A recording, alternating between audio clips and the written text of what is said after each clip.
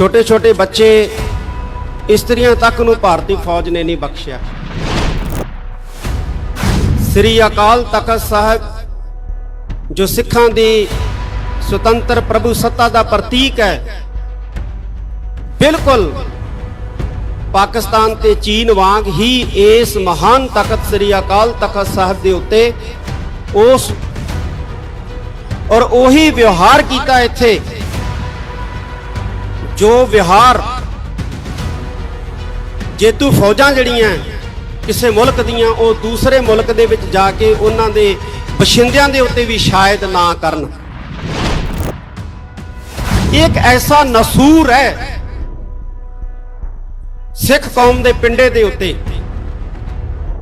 जिहड़ा सारा साल रिसदा रहिंदा है, मैले नाल भर जांदा है, पीड़ करदा है, दर्द करदा है। और अज दे दिन असी खालिस्तान जिंदाबाद कह के उस मैली नूं बाहर कढदे हैं ताकि साडी पीड़ ठंडी होवे।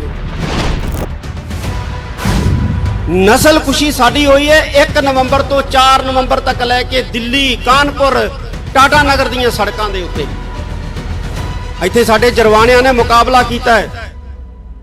जिन्नी अकाल पुरख ने मेरी पीरी दे मालक श्री गुरु हरगोबिंद साहिब सच्चे पातशाह ने समर्था बख्शी सी, उस समर्था के मुताबिक भारतीय फौज नूं मुंह तोड़ जवाब दिता है।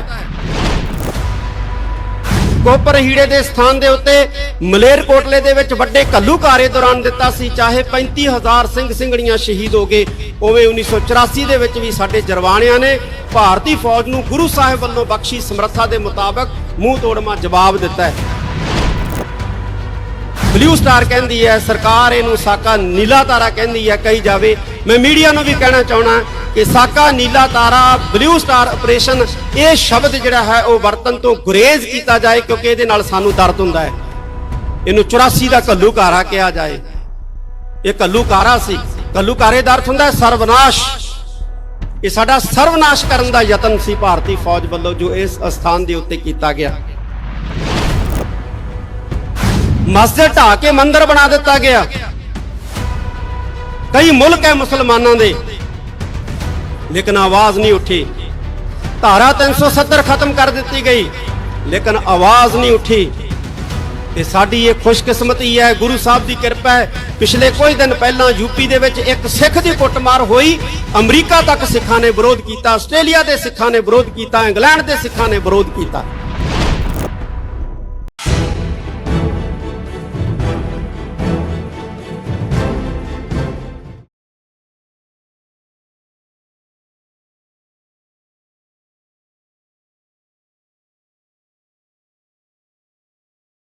प्राइम टाइम देख रहे हो तुसीं, मैं हाँ सिमरनजोत सिंह मक्कड़। अकाल तख्त साहब के जथेदार ਗਿਆਨੀ हरप्रीत सिंह ने तीजा ਘੱਲੂਘਾਰਾ ਦੀ बरसी ते अज कौम के नाल संबोधन करदिआं, कौम के नाल संदेश जारी करदिआं कुछ अहम बयान दिते, कुछ अहम गल्लां कीतियां। उन्हां कहा कि भारतीय फौज ने जिवें चीन ते पाकिस्तान दे नाल जंग लगी हुंदी है, इस तरह श्री अकाल तख्त साहब ते दरबार साहब कंपलैक्स के उत्ते हमला किया। बहुत अहम बयान दिंदे उन्होंने कहा कि जदों खालिस्तान जिंदाबाद के नारे लाने तो साडा दर्द कुछ घट जाता है।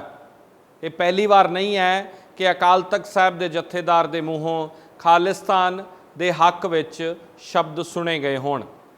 36वीं बरसी मौके यानी कि पिछले साल 2020 च भी जथेदार ਗਿਆਨੀ हरप्रीत सिंह ने ऐसा ही एक बयान दिता सी। मीडिया ने जो उन्होंने पूछा कि की तुसी खालिस्तान चाहुंदे हो, तो उन्होंने कहा सी कि जे सानू मिल जे तो कोई भी सिख जिहड़ा है वो लेना पसंद करूगा। उस तो बाद बहुत चर्चा हुई सी इस बयान की, और इस वार उन्होंने कहा कि खालिस्तान जिंदाबाद के नारियां दे नाल साडा दर्द कुछ घट हुंदा है। जथेदार ने की कहा पहला वो सुनते हाँ, फिर इस दे उत्ते विश्लेषण भी करांगे। जनरल सुबेग सिंह जी सहित अनेकां शहीद सिंघां सिंघणियां ने महान कुर्बानियां कीतियां। छोटे छोटे बच्चे इस्त्रियां तक नूं भारतीय फौज ने नहीं बख्शिया। जिस तरह 1962 ਦੇ ਵਿੱਚ ਭਾਰਤ ਨੇ ਚੀਨ ਤੇ ਹਮਲਾ ਕੀਤਾ, 1965 ਤੇ 71 ਦੇ ਵਿੱਚ ਪਾਕਿਸਤਾਨ ਤੇ ਹਮਲਾ ਕੀਤਾ। ਸ੍ਰੀ ਅਕਾਲ ਤਖਤ ਸਾਹਿਬ ਜੋ ਸਿੱਖਾਂ ਦੀ ਸੁਤੰਤਰ ਪ੍ਰਭੂ ਸੱਤਾ ਦਾ ਪ੍ਰਤੀਕ ਹੈ, ਬਿਲਕੁਲ ਪਾਕਿਸਤਾਨ ਤੇ ਚੀਨ ਵਾਂਗ ਹੀ ਇਸ ਮਹਾਨ ਤਖਤ ਸ੍ਰੀ ਅਕਾਲ ਤਖਤ ਸਾਹਿਬ ਦੇ ਉੱਤੇ ਉਸ ਔਰ ਉਹੀ ਵਿਵਹਾਰ ਕੀਤਾ ਇੱਥੇ ਜੋ ਵਿਵਹਾਰ ਜੇਤੂ ਫੌਜਾਂ ਜਿਹੜੀਆਂ ਕਿਸੇ ਮੁਲਕ ਦੀਆਂ ਉਹ ਦੂਸਰੇ ਮੁਲਕ ਦੇ ਵਿੱਚ ਜਾ ਕੇ ਉਹਨਾਂ ਦੇ ਬਸ਼ਿੰਦਿਆਂ ਦੇ ਉੱਤੇ ਵੀ ਸ਼ਾਇਦ ਨਾ ਕਰਨ, ਲੇਕਿਨ ਸਾਡੇ ਨਾਲ ਉਸ ਤੋਂ ਵੀ ਭੈੜਾ ਮਾੜਾ ਮੰਦਾ ਸਲੂਕ ਜਿਹੜਾ ਹੈ ਭਾਰਤੀ ਫੌਜ ਨੇ ਇਸ ਘੱਲੂਘਾਰੇ ਦੇ ਦੌਰਾਨ ਇਸ ਅਸਥਾਨ ਦੇ ਉੱਤੇ ਕੀਤਾ ਹੈ। ਇੱਕ ਐਸਾ ਨਸੂਰ ਹੈ ਸਿੱਖ ਕੌਮ ਦੇ ਪਿੰਡੇ ਦੇ ਉੱਤੇ ਜਿਹੜਾ ਸਾਰਾ ਸਾਲ ਰਿਸਦਾ ਰਹਿੰਦਾ ਹੈ, ਮੈਲੇ ਨਾਲ ਭਰ ਜਾਂਦਾ ਹੈ, ਪੀੜ ਕਰਦਾ ਹੈ, ਦਰਦ ਕਰਦਾ ਹੈ। ਔਰ ਅੱਜ ਦੇ ਦਿਨ ਅਸੀਂ ਖਾਲਿਸਤਾਨ ਜਿੰਦਾਬਾਦ ਕਹਿ ਕੇ ਉਸ ਮੈਲੀ ਨੂੰ ਬਾਹਰ ਕੱਢਦੇ ਹਾਂ ਤਾਂ ਕਿ ਸਾਡੀ ਪੀੜ ਠੰਡੀ ਹੋਵੇ, ਸਾਡਾ ਦਰਦ ਘੱਟ ਹੋਵੇ।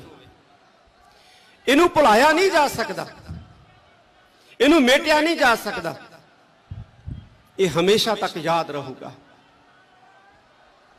ਮੈਂ ਕਹਿਣਾ ਚਾਹੁੰਦਾ ਹਾਂ ਆਪ ਜੀ ਨੂੰ ਕਿ ਅਸੀਂ ਇਸ ਨਸੂਰ ਦਾ ਇਲਾਜ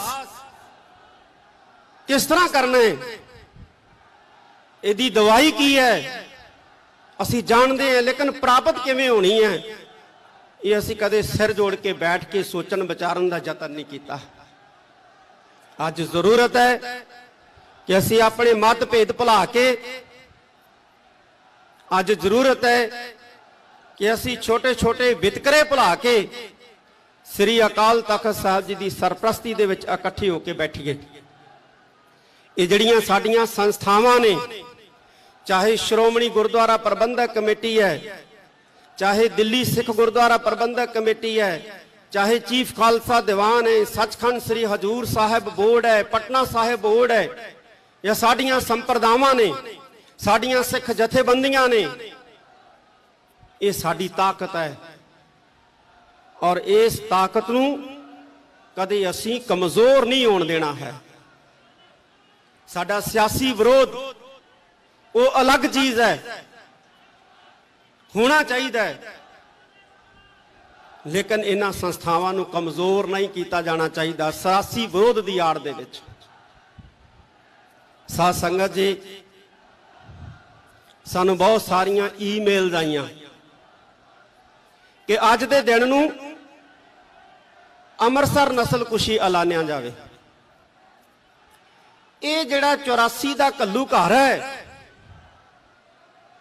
ਇਹ ਸਿਰਫ ਅੰਮ੍ਰਿਤਸਰ ਸਾਹਿਬ ਦੇ ਸਥਾਨ ਦੇ ਉੱਤੇ ਹੀ ਨਹੀਂ ਭਾਰਤੀ ਫੌਜ ਨੇ ਹਮਲਾ ਕੀਤਾ, ਬਲਕਿ 37 ਸਿੰਘ ਸਾਹਿਬ ਜੀ ਨੇ ਵੀ ਦੱਸਿਆ 37 ਹੋਰ ਗੁਰਧਾਮਾਂ ਦੇ ਉੱਤੇ ਵੀ ਭਾਰਤੀ ਫੌਜ ਨੇ ਹਮਲਾ ਕੀਤਾ ਤੇ ਉੱਥੇ ਵੀ ਸ਼ਹਾਦਤਾਂ ਹੋਈਆਂ ਨੇ, ਸਿੰਘਾਂ ਦੀਆਂ ਕੁਰਬਾਨੀਆਂ ਹੋਈਆਂ ਨੇ ਉੱਥੇ ਸਿੰਘਾਂ ਦੀਆਂ। ਨਸਲਕੁਸ਼ੀ ਸਾਡੀ ਹੋਈ ਹੈ 1 ਨਵੰਬਰ ਤੋਂ 4 ਨਵੰਬਰ ਤੱਕ ਲੈ ਕੇ ਦਿੱਲੀ, ਕਾਨਪੁਰ, ਟਾਟਾ ਨਗਰ ਦੀਆਂ ਸੜਕਾਂ ਦੇ ਉੱਤੇ। ਇੱਥੇ ਸਾਡੇ ਜਰਵਾਣਿਆਂ ਨੇ ਮੁਕਾਬਲਾ ਕੀਤਾ ਹੈ। ਜਿੰਨੀ ਅਕਾਲ ਪੁਰਖ ਨੇ ਮੇਰੀ ਪੀਰੀ ਦੇ ਮਾਲਕ ਸ੍ਰੀ ਗੁਰੂ ਹਰਗੋਬਿੰਦ ਸਾਹਿਬ ਸੱਚੇ ਪਾਤਸ਼ਾਹ ਨੇ ਸਮਰੱਥਾ ਬਖਸ਼ੀ ਸੀ, ਉਸ ਸਮਰੱਥਾ ਦੇ ਮੁਤਾਬਕ ਭਾਰਤੀ ਫੌਜ ਨੂੰ ਮੂੰਹ ਤੋੜ ਜਵਾਬ ਦਿੱਤਾ ਹੈ। ਬਿਲਕੁਲ ਉਸੇ ਤਰ੍ਹਾਂ ਜਿਵੇਂ 1745 ਦੇ ਵਿੱਚ ਕਾਨੂੰਵਾਲ ਦੇ ਛੰਭ ਦੇ ਵਿੱਚ ਦਿੱਤਾ ਸੀ, ਭਾਵੇਂ 7000 ਸਿੰਘ ਬੱਚੇ ਬੱਚੀਆਂ ਸ਼ਹੀਦ ਹੋ ਗਏ। ਕੋਪਰ ਹੀੜੇ ਦੇ ਸਥਾਨ ਦੇ ਉੱਤੇ ਮਲੇਰਕੋਟਲੇ ਦੇ ਵਿੱਚ ਵੱਡੇ ਘੱਲੂਘਾਰੇ ਦੌਰਾਨ ਦਿੱਤਾ ਸੀ, ਚਾਹੇ 35000 ਸਿੰਘ ਸਿੰਘਣੀਆਂ ਸ਼ਹੀਦ ਹੋ ਗਏ। ਉਵੇਂ 1984 ਦੇ ਵਿੱਚ ਵੀ ਸਾਡੇ ਜਰਵਾਣਿਆਂ ਨੇ ਭਾਰਤੀ ਫੌਜ ਨੂੰ ਗੁਰੂ ਸਾਹਿਬ ਵੱਲੋਂ ਬਖਸ਼ੀ ਸਮਰੱਥਾ ਦੇ ਮੁਤਾਬਕ ਮੂੰਹ ਤੋੜਮਾ ਜਵਾਬ ਦਿੱਤਾ ਹੈ। ਇਸ ਕਰਕੇ ਕੌਮ ਇਹਨੂੰ 84 ਦਾ ਘੱਲੂਘਾਰਾ ਜਿਹੜਾ ਹੈ ਉਹ ਪ੍ਰਵਾਨ ਕਰ ਚੁੱਕੀ ਹੈ। ਸਰਕਾਰ ਇਹਨੂੰ ਬਲੂ ਸਟਾਰ ਕਹਿੰਦੀ ਹੈ, ਸਰਕਾਰ ਇਹਨੂੰ ਸਾਕਾ ਨੀਲਾ ਤਾਰਾ ਕਹਿੰਦੀ ਹੈ, ਕਹੀ ਜਾਵੇ।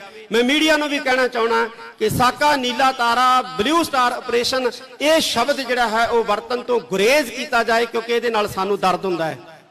ਇਹਨੂੰ 84 ਦਾ ਘੱਲੂਘਾਰਾ ਕਿਹਾ ਜਾਏ। ਇਹ ਘੱਲੂਘਾਰਾ ਸੀ, ਘੱਲੂਘਾਰੇ ਦਾ ਅਰਥ ਹੁੰਦਾ ਹੈ ਸਰਵਨਾਸ਼। ਇਹ ਸਾਡਾ ਸਰਵਨਾਸ਼ ਕਰਨ ਦਾ ਯਤਨ ਸੀ ਭਾਰਤੀ ਫੌਜ ਵੱਲੋਂ, ਜੋ ਇਸ ਅਸਥਾਨ ਦੇ ਉੱਤੇ ਕੀਤਾ ਗਿਆ।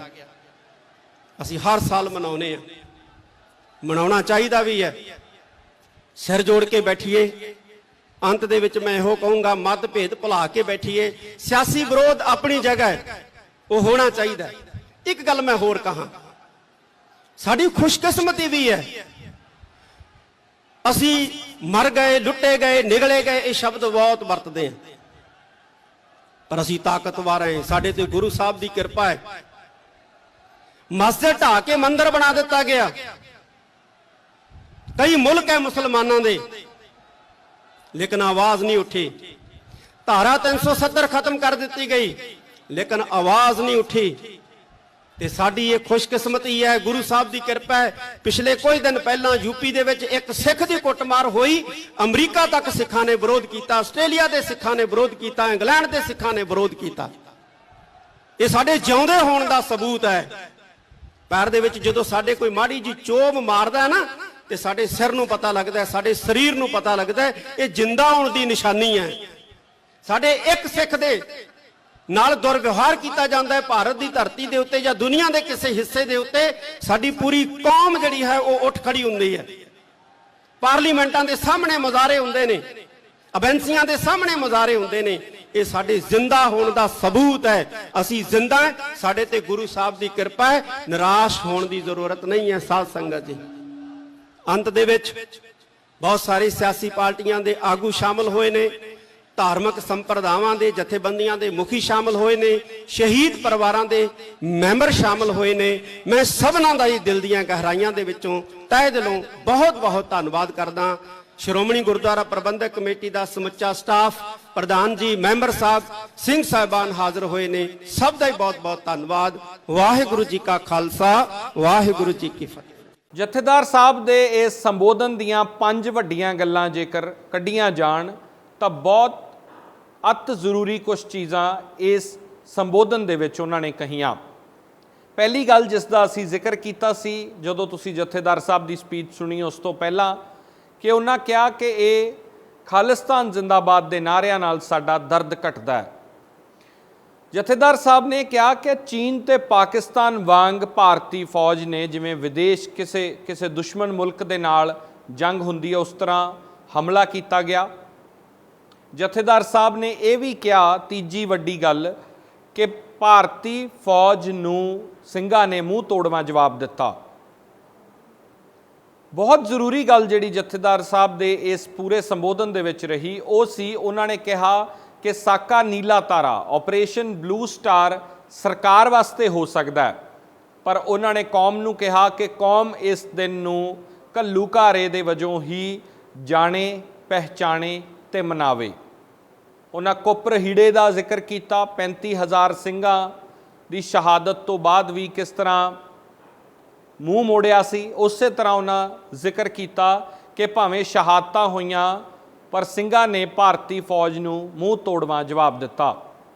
ਪੰਜਵੀਂ ਇੰਪੋਰਟੈਂਟ ਗੱਲ ਜੋ ਜਥੇਦਾਰ ਸਾਹਿਬ ਨੇ ਕਹੀ ਉਹ ਇਹ ਸੀ, ਉਹਨਾਂ ਨੇ ਕਿਹਾ ਕਿ ਭਾਵੇਂ ਕੌਮ ਦੇ ਵਿੱਚ ਜਥੇਬੰਦੀਆਂ ਦੇ ਸਿਆਸੀ ਵਖਰੇਵੇਂ ਨੇ, ਪਰ ਉਹਨਾਂ ਤੋਂ ਉੱਪਰ ਉੱਠ ਕੇ ਸਿਰ ਜੋੜ ਕੇ ਇੱਕ ਹੋ ਕੇ ਕੌਮ ਨੂੰ ਮਜ਼ਬੂਤ ਕਰਨ ਦੀ ਗੱਲ ਹੈ। ਔਰ ਜਿਸ ਟੀਚੇ ਵਾਸਤੇ ਇਕੱਠੇ ਹੋਏ ਆ, ਜਿਸ ਟੀਚੇ ਵਾਸਤੇ ਇੱਕ ਹੋ ਕੇ ਚੱਲਣ ਦੀ ਲੋੜ ਹੈ, ਉਹ ਟੀਚਾ ਤਾਂ ਸਰ ਹੋਊਗਾ ਜੇਕਰ ਸਾਰੇ ਰਲ ਕੇ ਚੱਲਣ। ਇੱਕ ਵਾਰ ਫਿਰ ਤੋਂ ਕੁਝ ਛੋਟੇ ਅੰਸ਼ ਤੁਸੀਂ ਪੂਰਾ ਸੁਣਿਆ, ਦੁਬਾਰਾ ਉਸ ਨੂੰ ਸੁਣੋ, ਤੁਹਾਨੂੰ ਰਿਅਲਾਈਜ਼ ਹੋਊਗਾ, ਤੁਸੀਂ ਜਾਣ ਸਕੋਗੇ ਕਿ ਜਥੇਦਾਰ ਦੇ ਇਹਨਾਂ तमाम ਬਿਆਨਾਂ ਦੇ ਵਿੱਚ, ਅੱਜ ਦੇ ਸੰਬੋਧਨ ਦੇ ਵਿੱਚ ਇਹ 5 ਗੱਲਾਂ ਜ਼ਰੂਰੀ ਕੀ ਨੇ। ਅਸੀਂ ਖਾਲਿਸਤਾਨ ਜਿੰਦਾਬਾਦ ਕਹਿ ਕੇ ਉਸ ਮੈਲੀ ਨੂੰ ਬਾਹਰ ਕੱਢਦੇ ਹਾਂ ਤਾਂ ਕਿ ਸਾਡੀ ਪੀੜ ਠੰਡੀ ਹੋਵੇ, ਸਾਡਾ ਦਰਦ ਘੱਟ ਹੋਵੇ। ਇਹਨੂੰ ਭੁਲਾਇਆ ਨਹੀਂ ਜਾ ਸਕਦਾ, ਇਹਨੂੰ ਮੇਟਿਆ ਨਹੀਂ ਜਾ ਸਕਦਾ, ਇਹ ਹਮੇਸ਼ਾ ਤੱਕ ਯਾਦ ਰਹੂਗਾ। ਇਹਦੀ ਦਵਾਈ ਕੀ ਹੈ ਅਸੀਂ ਜਾਣਦੇ ਹਾਂ, ਲੇਕਿਨ ਪ੍ਰਾਪਤ ਕਿਵੇਂ ਹੋਣੀ ਹੈ ਇਹ ਅਸੀਂ ਕਦੇ ਸਿਰ ਜੋੜ ਕੇ ਬੈਠ ਕੇ ਸੋਚਣ ਵਿਚਾਰਨ ਦਾ ਯਤਨ ਨਹੀਂ ਕੀਤਾ। ਅੱਜ ਜ਼ਰੂਰਤ ਹੈ ਕਿ ਅਸੀਂ ਆਪਣੇ ਮਤਭੇਦ ਭੁਲਾ ਕੇ, ਅੱਜ ਜ਼ਰੂਰਤ ਹੈ ਕਿ ਅਸੀਂ ਛੋਟੇ ਵਿਤਕਰੇ ਭੁਲਾ ਕੇ ਸ੍ਰੀ ਅਕਾਲ ਤਖਤ ਸਾਹਿਬ ਜੀ ਦੀ ਸਰਪ੍ਰਸਤੀ ਦੇ ਵਿੱਚ ਇਕੱਠੇ ਹੋ ਕੇ ਬੈਠੀਏ। ਜਿਸ ਤਰ੍ਹਾਂ 1962 ਦੇ ਵਿੱਚ ਭਾਰਤ ਨੇ ਚੀਨ ਤੇ ਹਮਲਾ ਕੀਤਾ, 1965 ਤੇ 71 ਦੇ ਵਿੱਚ ਪਾਕਿਸਤਾਨ ਤੇ ਹਮਲਾ ਕੀਤਾ। ਸ੍ਰੀ ਅਕਾਲ ਤਖਤ ਸਾਹਿਬ ਜੋ ਸਿੱਖਾਂ ਦੀ ਸੁਤੰਤਰ ਪ੍ਰਭੂ ਸੱਤਾ ਦਾ ਪ੍ਰਤੀਕ ਹੈ, ਬਿਲਕੁਲ ਪਾਕਿਸਤਾਨ ਤੇ ਚੀਨ ਵਾਂਗ ਹੀ ਇਸ ਮਹਾਨ ਤਖਤ ਸ੍ਰੀ ਅਕਾਲ ਤਖਤ ਸਾਹਿਬ ਦੇ ਉੱਤੇ ਉਸ ਔਰ ਉਹੀ ਵਿਵਹਾਰ ਕੀਤਾ ਇੱਥੇ ਜੋ ਵਿਵਹਾਰ ਜੇਤੂ ਫੌਜਾਂ ਜਿਹੜੀਆਂ ਕਿਸੇ ਮੁਲਕ ਦੀਆਂ ਉਹ ਦੂਸਰੇ ਮੁਲਕ ਦੇ ਵਿੱਚ ਜਾ ਕੇ ਉਹਨਾਂ ਦੇ ਬਸ਼ਿੰਦਿਆਂ ਦੇ ਉੱਤੇ ਵੀ ਸ਼ਾਇਦ ਨਾ ਕਰਨ, ਲੇਕਿਨ ਸਾਡੇ ਨਾਲ ਉਸ ਤੋਂ ਵੀ ਭੈੜਾ ਮਾੜਾ ਮੰਦਾ ਸਲੂਕ ਜਿਹੜਾ ਹੈ ਭਾਰਤੀ ਫੌਜ ਨੇ ਇਸ ਘੱਲੂਘਾਰੇ ਦੇ ਦੌਰਾਨ ਇਸ ਅਸਥਾਨ ਦੇ ਉੱਤੇ ਕੀਤਾ ਹੈ। ਇੱਥੇ ਸਾਡੇ ਜਰਵਾਣਿਆਂ ਨੇ ਮੁਕਾਬਲਾ ਕੀਤਾ ਹੈ। ਜਿੰਨੀ ਅਕਾਲ ਪੁਰਖ ਨੇ ਮੇਰੀ ਪੀਰੀ ਦੇ ਮਾਲਕ ਸ੍ਰੀ ਗੁਰੂ ਹਰਗੋਬਿੰਦ ਸਾਹਿਬ ਸੱਚੇ ਪਾਤਸ਼ਾਹ ਨੇ ਸਮਰੱਥਾ ਬਖਸ਼ੀ ਸੀ, ਉਸ ਸਮਰੱਥਾ ਦੇ ਮੁਤਾਬਕ ਭਾਰਤੀ ਫੌਜ ਨੂੰ ਮੂੰਹ ਤੋੜ ਜਵਾਬ ਦਿੱਤਾ ਹੈ। ਬਿਲਕੁਲ ਉਸੇ ਤਰ੍ਹਾਂ ਜਿਵੇਂ 1745 ਦੇ ਵਿੱਚ ਕਾਹਨੂਵਾਲ ਦੇ ਛੰਭ ਦੇ ਵਿੱਚ ਦਿੱਤਾ ਸੀ, ਭਾਵੇਂ 7000 ਸਿੰਘ ਬੱਚੇ ਬੱਚੀਆਂ ਸ਼ਹੀਦ ਹੋ ਗਏ। ਕੋਪਰ ਹੀੜੇ ਦੇ ਸਥਾਨ ਦੇ ਉੱਤੇ ਮਲੇਰਕੋਟਲੇ ਦੇ ਵਿੱਚ ਵੱਡੇ ਘੱਲੂਘਾਰੇ ਦੌਰਾਨ ਦਿੱਤਾ ਸੀ, ਚਾਹੇ 35000 ਸਿੰਘ ਸਿੰਘਣੀਆਂ ਸ਼ਹੀਦ ਹੋ ਗਏ। ਉਵੇਂ 1984 ਦੇ ਵਿੱਚ ਵੀ ਸਾਡੇ ਜਰਵਾਣਿਆਂ ਨੇ ਭਾਰਤੀ ਫੌਜ ਨੂੰ ਗੁਰੂ ਸਾਹਿਬ ਵੱਲੋਂ ਬਖਸ਼ੀ ਸਮਰੱਥਾ ਦੇ ਮੁਤਾਬਕ ਮੂੰਹ ਤੋੜਵਾਂ ਜਵਾਬ ਦਿੱਤਾ ਹੈ। ਇਸ ਕਰਕੇ ਕੌਮ ਇਹਨੂੰ 84 ਦਾ ਘੱਲੂਘਾਰਾ ਜਿਹੜਾ ਹੈ ਉਹ ਪ੍ਰਵਾਨ ਕਰ ਚੁੱਕੀ ਹੈ। ਸਰਕਾਰ ਇਹਨੂੰ ਬਲੂ ਸਟਾਰ ਕਹਿੰਦੀ ਹੈ, ਸਰਕਾਰ ਇਹਨੂੰ ਸਾਕਾ ਨੀਲਾ ਤਾਰਾ ਕਹਿੰਦੀ ਹੈ ਕਹੀ ਜਾਵੇ। ਮੈਂ ਮੀਡੀਆ ਨੂੰ ਵੀ ਕਹਿਣਾ ਚਾਹਣਾ ਕਿ ਸਾਕਾ ਨੀਲਾ ਤਾਰਾ ਬਲੂ ਸਟਾਰ ਆਪਰੇਸ਼ਨ ਇਹ ਸ਼ਬਦ ਜਿਹੜਾ ਹੈ ਉਹ ਵਰਤਨ ਤੋਂ ਗੁਰੇਜ਼ ਕੀਤਾ ਜਾਏ, ਕਿਉਂਕਿ ਇਹਦੇ ਨਾਲ ਸਾਨੂੰ ਦਰਦ ਹੁੰਦਾ ਹੈ। ਇਹਨੂੰ 84 ਦਾ ਘੱਲੂਘਾਰਾ ਕਿਹਾ ਜਾਏ। ਬਹੁਤ ਸਾਰੀ ਸਿਆਸੀ ਪਾਰਟੀਆਂ ਦੇ ਆਗੂ ਸ਼ਾਮਲ ਹੋਏ ਨੇ, ਧਾਰਮਿਕ ਸੰਪਰਦਾਵਾਂ ਦੇ ਜਥੇਬੰਦੀਆਂ ਦੇ ਮੁਖੀ ਸ਼ਾਮਲ ਹੋਏ ਨੇ, ਸ਼ਹੀਦ ਪਰਿਵਾਰਾਂ ਦੇ ਮੈਂਬਰ ਸ਼ਾਮਲ ਹੋਏ ਨੇ। ਮੈਂ ਸਭਨਾਂ ਦਾ ਹੀ ਦਿਲ ਦੀਆਂ ਗਹਿਰਾਈਆਂ ਦੇ ਵਿੱਚੋਂ ਤਹਿ ਦਿਲੋਂ ਬਹੁਤ ਬਹੁਤ ਧੰਨਵਾਦ ਕਰਦਾ। ਸ਼੍ਰੋਮਣੀ ਗੁਰਦੁਆਰਾ ਪ੍ਰਬੰਧਕ ਕਮੇਟੀ ਦਾ ਸਮੁੱਚਾ ਸਟਾਫ, ਪ੍ਰਧਾਨ ਜੀ, ਮੈਂਬਰ ਸਾਹਿਬ, ਸਿੰਘ ਸਾਹਿਬਾਨ ਹਾਜ਼ਰ ਹੋਏ ਨੇ। ਪਹਿਲੀ ਵਾਰ ਨਹੀਂ ਹੈ ਜਿਸ ਤਰ੍ਹਾਂ ਅਸੀਂ ਪਹਿਲਾਂ ਦੱਸਿਆ ਕਿ ਖਾਲਿਸਤਾਨ ਬਾਰੇ ਜਥੇਦਾਰ ਗਿਆਨੀ ਹਰਪ੍ਰੀਤ ਸਿੰਘ ਨੇ ਬਿਆਨ ਦਿੱਤਾ ਹੋਵੇ। 2020 ਦੇ ਵਿੱਚ ਗਿਆਨੀ ਹਰਪ੍ਰੀਤ ਸਿੰਘ ਨੇ ਐਸਾ ਹੀ ਇੱਕ ਬਿਆਨ ਦਿੱਤਾ ਸੀ ਜਿਸ 'ਚ ਉਹਨਾਂ ਨੇ ਕਿਹਾ ਸੀ ਕਿ ਜੇਕਰ ਖਾਲਿਸਤਾਨ ਮਿਲੇ ਤਾਂ ਕੋਈ ਵੀ ਸਿੱਖ ਉਸ ਨੂੰ ਲੈਣਾ ਚਾਹੇਗਾ। ਉਹ ਬਿਆਨ ਵੀ ਤੁਹਾਨੂੰ ਇੱਕ ਵਾਰ ਫਿਰ ਅੱਜ ਸੁਣਾ ਦਿੰਨੇ ਆ। ਖਾਲਿਸਤਾਨ ਦੀ ਮੰਗ ਜਾਇਜ਼ ਖਾਲਿਸਤਾਨ ਦੀ ਮੰਗ ਜੇ ਸਾਨੂੰ ਮਿਲ ਜੇ ਤੇ ਆਨਾ ਕੀ ਭਾਲੀ ਚਾਰ ਅੱਖਾਂ। ਮੈਂ ਕਹਿ ਦਿੱਤਾ ਹੈਗਾ ਕਿ ਜੇ ਭਾਰਤ ਸਰਕਾਰ ਦਿੰਦੀ ਹੈ ਸਾਨੂੰ ਤੇ ਅਸੀਂ ਲਵਾਂਗੇ। ਤੁਸੀਂ ਡਿਮਾਂਡ ਕਰਦੇ ਹੋ ਵੈਸੇ ਆਪ? ਜੇ ਸਾਨੂੰ ਦੇਊਗੀ ਤੇ ਅਸੀਂ ਲਵਾਂਗੇ। ਦੁਨੀਆ ਭਰ ਦੇ ਵਿੱਚ ਕਿਹੜਾ ਸਿੱਖ ਹੈ ਜਿਹੜਾ ਨਹੀਂ ਇੱਛਾ ਰੱਖਦਾ। ਪ੍ਰਾਈਮ ਟਾਈਮ ਦੇ ਵਿੱਚ ਅੱਜ ਇੰਨਾ ਹੀ। ਇਸ ਦੇ ਉੱਤੇ ਬਹੁਤ ਸਾਰੀਆਂ ਪ੍ਰਤੀਕਿਰਿਆਵਾਂ ਆਉਂਦੀਆਂ ਨੇ, ਪਰ ਅਕਾਲ ਤਖਤ ਸਾਹਿਬ ਦੇ ਜਥੇਦਾਰ ਦਾ ਅੱਜ ਦੇ ਦਿਨ ਕੌਮ ਦੇ ਨਾਲ ਸੰਬੋਧਨ ਬਹੁਤ ਜ਼ਰੂਰੀ ਹੈ। ਤੁਸੀਂ ਸੁਣਿਆ, ਧੰਨਵਾਦ।